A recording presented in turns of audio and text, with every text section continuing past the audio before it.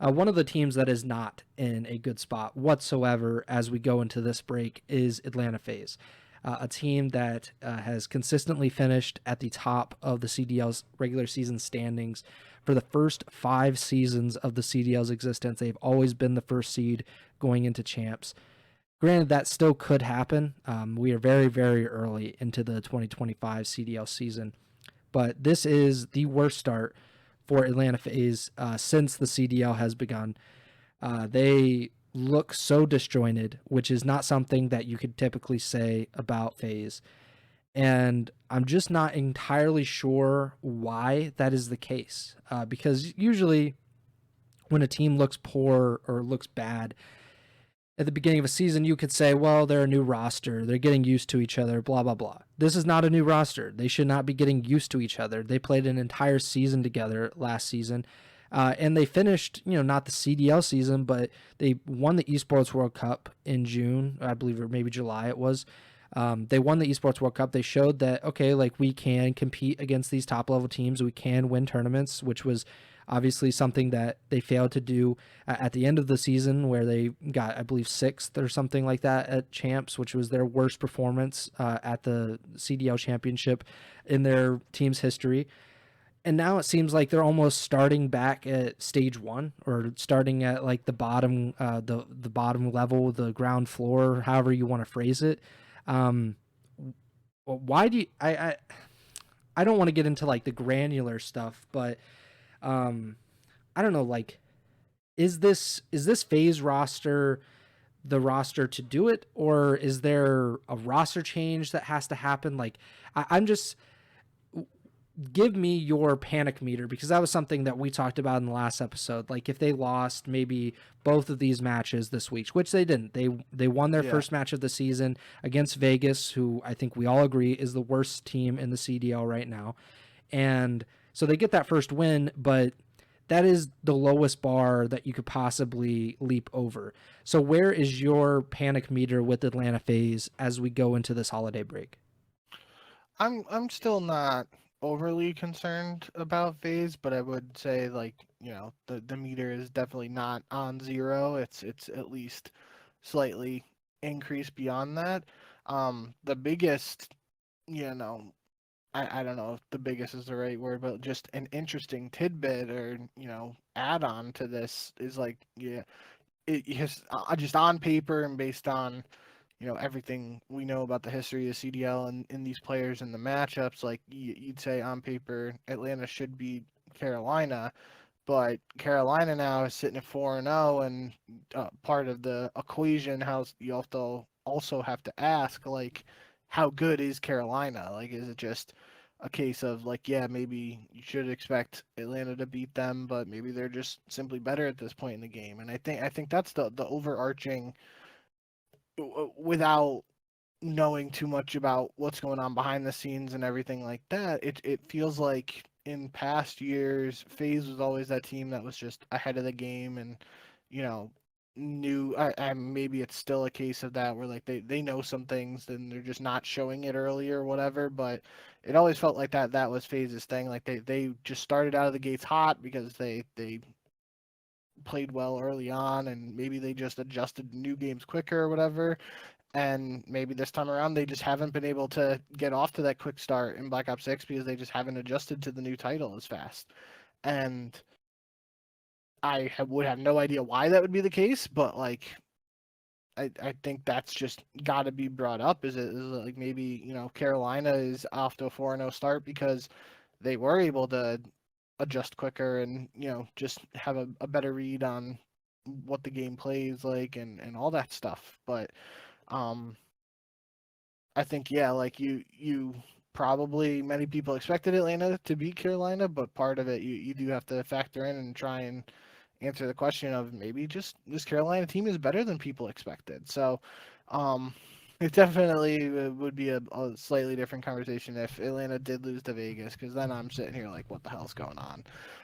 And I still think there is some degree of that. Like, it's still very confusing that a team with so many talented players like Atlanta and obviously I think very highly of Crowder as a coach and just the whole staff and everything there. Like, you just expect more out of Atlanta based on what we've seen and the talent on the team and all that.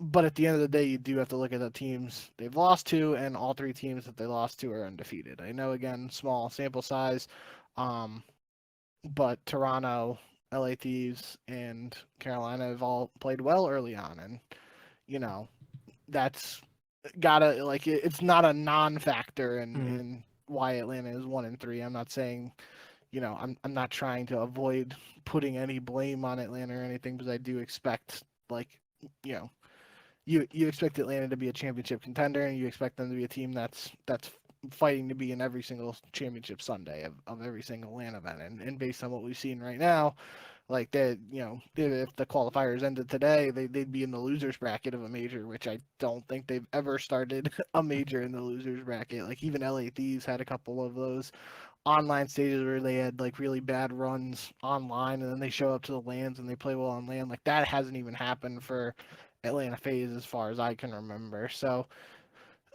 definitely interesting times for FaZe. We're gonna have to see. Maybe they hit the grind a little bit over the holiday break and hit their stride, and show us what we know they're capable of doing. But as of now, it's definitely a little puzzling that they're in this position. The one thing that I think we can both say about Atlanta FaZe in the past has been their consistency is unmatched. Where, like you were talking about, they don't go into the losers bracket. They don't start in the losers bracket, and typically they don't go in the losers bracket until like at least like winter semis, winter finals.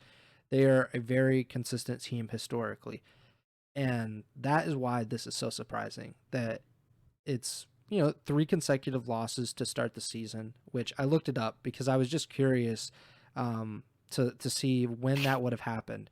That well, the thing is like that's never happened to start the season, which I think we both know. But previously, Atlanta FaZe had only lost three consecutive matches one time in the CDL, and that was in March 2023. They lost to the Toronto Ultra and Optic in the third major to finish the major, and then they lost to the New York Subliners in the first qualifier match of Major 4.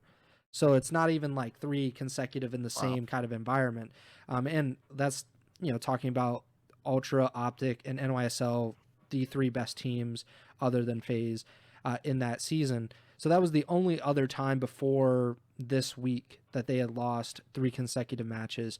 And then I also looked up how did they start the seasons previously, and how long did it take for Atlanta FaZe to lose three matches in their CDL season? Because this time it took three matches, and that's pretty crazy. But Yeah. 2020, it took them 21 matches to lose three. 2021, it was 17. 22, it was 12. 2023 was their lowest before this season, which was 9. So they played 9 matches before they lost 3. And then last year, it took 14 matches until they lost 3. Previously, the only season in which they did not start with a multi-match winning streak was 2023. They lost their season opener to the Boston Breach, and then lost 2 of their first 3, which I guess you could kind of compare that to this season and say, well, they started off slow then, but they kind of picked it up as they went.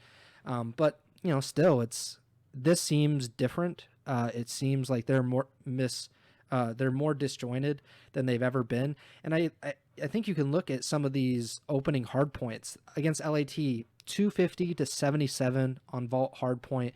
And then we saw it against Carolina, protocol hard point, 250 to 88. 100 point clubbed twice in the first 2 weeks of the CDL season. I guarantee that's never happened to FaZe before. Yeah. It's probably never happened to any of these top teams that we consider to be championship contenders going into a season. So that seems different. That seems like a concerning trend. And I mean, like you mentioned, we do probably have to give a little bit of grace or maybe excuse them a little bit, because the teams that they lost to so far this season, the Toronto Ultra, who are 3-1, we believe that are in the top 4 in somewhere along those lines in the league so far. LAT, they could possibly be the best team in the CDL at this current point. They are 4-0, and the Carolina Royal Ravens, like you mentioned, 4-0. We're not sure exactly if they are a legitimate championship contender, but they certainly can't be dismissed at this point. Their only win, though, is against the Vegas Falcons, who I said earlier, the worst team in the CDL, another 0-4 team. I don't know. Like, it seems weird. It seems like this is not something that can just be kind of hand waved away, but FaZe has kind of proven us wrong on a few different points in the past, so maybe we do Yep. need to give them more time. I do want to mention real quick, though, Ben J, who I think he worked with Atlanta FaZe, or he worked with FaZe Clan for sure before the CDL, and he was kind of going through some of the potential reasons why FaZe might be having this slow start. And he mentioned a few points, but I'll focus in on what he said was like the kind of the environment around them. So we obviously know Tupac, who's now with the Cloud9 New York coaching staff.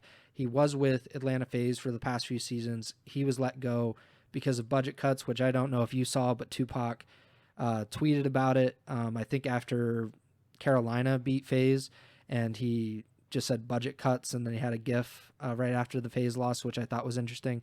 So Tupac's gone. I guess Classic is also gone. Proto, who Ben said is, I think he said something along the lines of like he's kind of important to their system. They don't have an analyst, and I think you also mentioned Gersh, which I think was more just like they don't have like the vibes necessarily around them anymore. But I think the point remains the same, that this is the environment around them is different, and not in a good way.